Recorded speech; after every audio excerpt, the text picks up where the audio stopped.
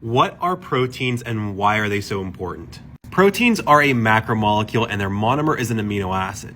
And one of the reasons why they're so important is that they make up more than 50% of the dry mass of a cell. What that means is if you take all the water out of a cell, more than 50% of what is left is a protein, because you are made up of a lot of protein. Whenever I see an image like this, I know it's a protein. Now, proteins are made of 4 different elements: carbon, hydrogen, oxygen, and nitrogen.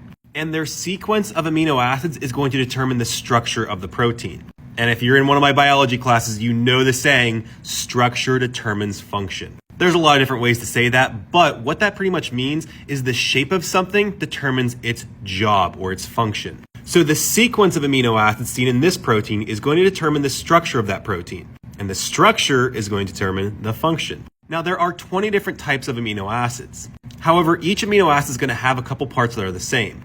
First, you have the central carbon. On one side of the central carbon, you're going to have an NH2 group, or it's called an amino group. On the other side of a carbon, you're going to have a COOH group, or a carboxylic acid group. And that's why they call it an amino acid group. Above the carbon, you're going to find a hydrogen. That's all, just a hydrogen. Below here is the pirate's favorite part of an amino acid. It's the R group.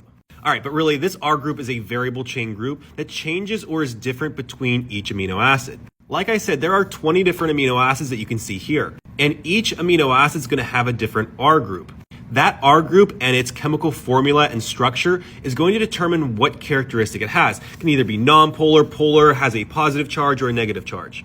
And how these R groups interact with each other because of the sequence of amino acids is going to determine the shape and function of a protein. One more little thing about the amino acids, you're going to see that each amino acid is going to have a 3-letter abbreviation and a 1-letter abbreviation. Please don't memorize these, use a chart.